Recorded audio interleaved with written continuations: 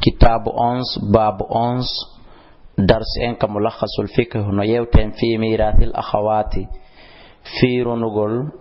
مسيب مع البنات وندد بجيب وميراث الإخوة رنقل كدون جيب بن كدي لأم وميراث الإخوة لأم رنقل كدي بندرابة كفا بنين بنتم بندرابة نين غوتو إذا وجدت ستيوني ودام بنت جيونغوتم فأكثر ما كبري دودو مع أخت شقيقة وندو بانديراو نينا غوتو بابا غوتو أو لأب ما بانديراو بابا غوتو فأكثر ها كبري دودو فإن الموجود أن هري أندي ودا من البنات إمرد كبيب بريوبه فإن الموجود مهرا ودا من البنات إمرد كبيب بريوبه واحدة تتبغوت فأكثر ما كبري دودو يأخذ هري أن يتي نصيبه قبل مكونغال ثم إن جمهور العلماء رفتي كبري دودكم جمهور بغند من الصحابة والتابعين إمر الصحابة بن لادو التابعين بن يرون بي أن الأخوات وندنو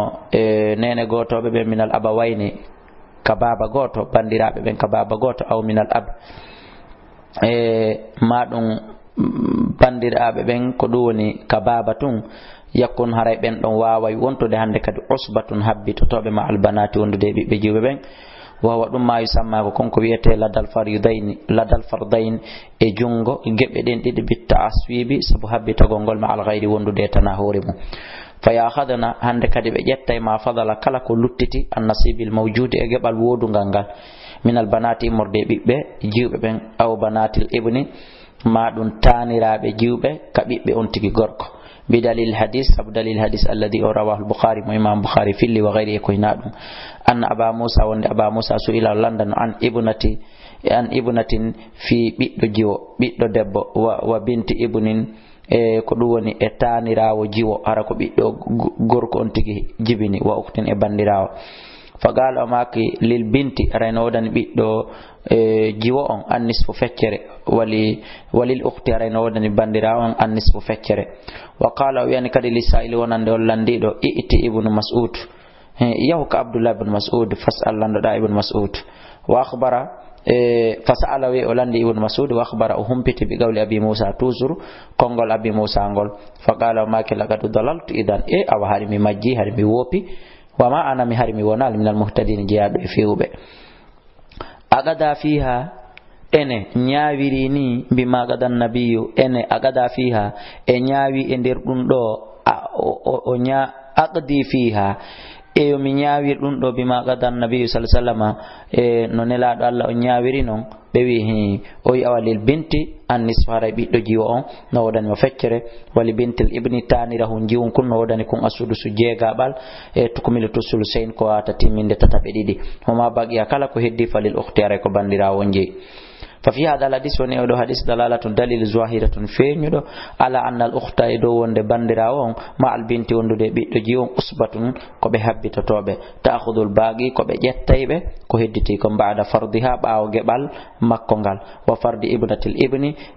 باو جبل تاني راو جيو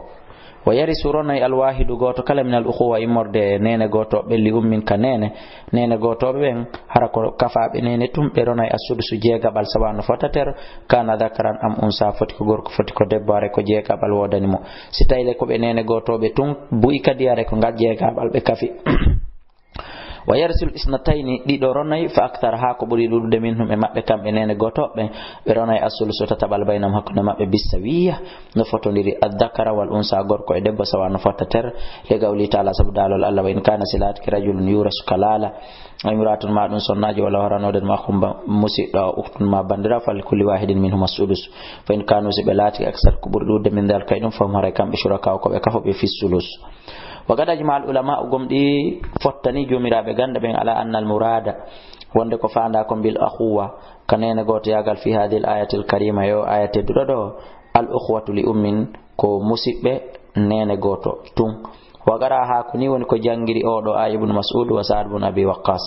وله هنودن مؤخ نين قوتو غورك أخت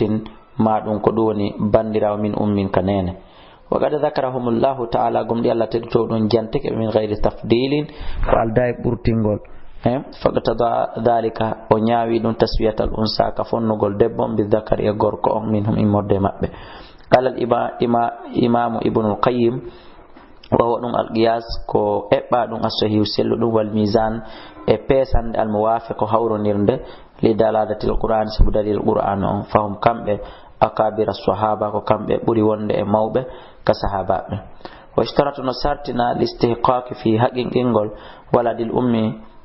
ko ɗum woni ɓiɗɗo nene on asudusu jeegaɓal salasatu shurutin sartiji tati. ashartul awal sarti arane on adamul far'il waris ko wasagol calɗironay ɗiɗi. ashartu thani sarti ɗimo adamul asli ko wasagol lasilo min adhukuri ka worɓe alwarisina ronoɓe. ashartu salisu sarti tataɓon infiraduhu ko weddagol makko. wa ishtaratu no sartina listihqaqi fi haqqingol al ukhuwata li ummin bandiraɓen ka nene goto asulusu tataɓal salasatu shurutin ɗon kadi sartiji tati. ashartul awwal sarti arano on an yakunu le ɓe laatto isnayni ɗiɗo fa aksara ma ko ɓuri. dhakarayni foti ko worɓe kanu laati aw unsayayni ma ko rewɓe aw dhakari ma ko gorko goto wa unsa e debbo goto aw aksara ma ko ɓuri ɗuɗde min dal femmorde ɗum. ashartu thani sarti ɗimmo on adamul far'i ko wasigol calɗi alwarisi ronayi ɗi min al awladi immorde e ɓiɓɓe ɓen wa awladil banina e ɓiɓɓe worɓe ɓen ko ɗoni taniraɓe ɓen wa in nazalu haysi ɓe jolti. ashartu thalisi sarti sabon adamul asli ko wasagol lasilo min adhukuri immorde ka worɓe alwarisina ronoɓe wawa koni ɗum noon al abu ko baba on wal jedde e mama soro o man qabilahu e ɓen aditiɓe. wa yuhtasu ino hertinana al akhawatu li ummin ko ɗum woni bandirawo nene goto tun bi hakamin ñawje 5 al hukmul awwal ñawole aɗanere nden wasani e ɗimmere nden annahu koni la yufaddilu ɓurnatake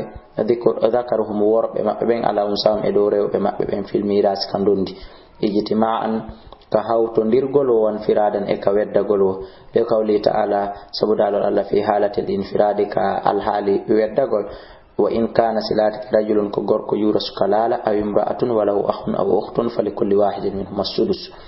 wa qawli ta'ala ay dalol Allah fi halatil ijtima'i ka alhaali hawtodirgol fa in kanu o wisi ɓe laati akthar heɓe ɓuri ɗuɗude min dal kay ɗum haray hani fam shuraka waray koɓe kafoɓe fi sulusi ka tataɓa. wal kalalat ko wiyeteɗo no jala fi gawlil jumhuri ka konngol jomiraɓe gande ɓen man laysa lahu waladun wala walidun ko mo mara ɓiɗɗo mara jibinɓe ɗum kadi. fa shartun sarti on fi tawrisim e ronegol maɓɓe ngol adamil waladi ko wasagol ɓiɗɗo wal walidi e jibinɓe. wal waladu e ɓiɗɗo yashmulu dhakara e mono mofta gorko wal unsa e debbo. wal walidu jibinɗo on kadi wo wal waladu ɓiɗɗon yashmilu hino naati ɗon hino mofti ɗon adhakar wal unsa gorko o debbo. wal walidu jibinɓe ɓen kadi yashmalu hino mofti ɗon al abu wal jaddu baba e mama soro. wa fi qawlihi ta'ala fa in kanu sibilati akthara min dhalika famaray kamɓe shuraka ko ɓe kafoɓe fi sulusiyata taɓangal. dalil non ala adami e dow wasagol tafdili ɓurnugol dhakarihim worɓe maɓɓe ɓen ala untham e dow rewɓe maɓɓe ɓen anna Allah subhana sabu Allah no sharaka o kafidi baynahum hakkunde maɓɓe fil istiqaq e nder haqqeji ɗin. wa tashrika kafudugol ngol ida atlaqa so tawi woni wellitama iqtadal masawati haray ko ñawɗum fotodira. wal hikmatu nafoore nden fi dhalika e mum wallahu alam ko Allah andi ko woni annahum kamɓe yarisuna ɓe ronay birrahimil mujarrada ko ɗum woni enɗam telɗuɗam fal qarabatu ɓattodiral allati ngal yarisuna ngal ɓe ronata biha e muɗum qarabatu ko ɓattodiral unsa debbo yagal fagat pet ɓam kamɓe fiya e ɗum ɗon sawani ɓe fata fala ma'ana ala li tafdili fi ɓurnugol dhukurahum worɓe maɓɓe ala unsam e dow rewɓe maɓɓe ɓen bi khilafi sabu lutodirgol qarabatul abi ɓattodiral yagal ngal ka baba. al hukmu salis ñawre tataɓere nden anna dhakarahum wonde no gorko maɓɓe yadli hino ɓuri ɓattade bi unsa debbo on wayari soronay bi khilafi gayrihim no lutodiri e woɓɓe e tana maɓɓe fi annahu e nder koni ida adla so tawi woni ɓattike si ɓuri joltude kam si ɓuri joltude wonde worɓe ɓen yadlay no ɓuri joltude bi unsa di debbo on wayari si o ronay bi khilafi lutodiri gayri me tana maɓɓe fi annahu kon ida adla si ɓuri jultude bi unsa debbo kañum la yaris faray on ɗon kanko o ronata kabunil binti wano tanirawo hara ko ɓiɗɗo ma debbo jibinimo haray ɗon jolti. al hukmu rabi'u ñawre nayaɓere nden annam no kamɓe yahjabun ɓe heeday man adlu ɓen ɓe ɓuri joltude bihi e muɗum e nuqsu anan ka ɗoytagol ay annal umma no nene allati on adlaw ɓurɗo joltude biha e makko tahjubu o wirnay bihim e maɓɓe min sulusi modesa ɓangal ila sulusi o naɓa ɓe e jeegaɓal bi khilafi hayrihim lutodiri est ce que woɓɓe goo harana kamɓe fa innal mudula haray ɓurɗo joltude bihi e muɗum yahjabu ko kanko wirnata al muduli ɓurɗo jolde on alhukmu lhamis ñawore joɓere annahum kamɓe yarisuna ɓe ronayi ma'a man adalu bihi wondude e on moɓe ɓuri ɗum joltude fennom kamɓe masalan yarisuna ɓe ronayi ma al ummi wondude e nene allati on adlu biha ɓurɗo joltude e muɗum wa gayrihim e koynaka wa gayrihim tana maɓɓe la yarisara e ronata ma'a man adla bihi wondude on ɓurɗo mo joltude kabunil ibni wano tanirawo gorko fa innahu horay on ɗo la yarisi o ronata ma al ibni wondude e ɓiɗɗo o wa hada ɗum ɗo tasharukum ko kafidugol maɓɓe ngol fi e nder muɗum aljaddatu e pati on ummul abi bi mana nene baba on wa ummul jaddi ko ɗum woni e nene mama soro on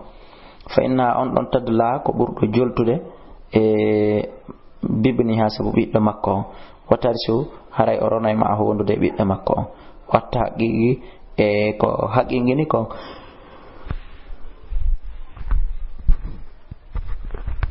annal wasita wonde ko hakkindi kon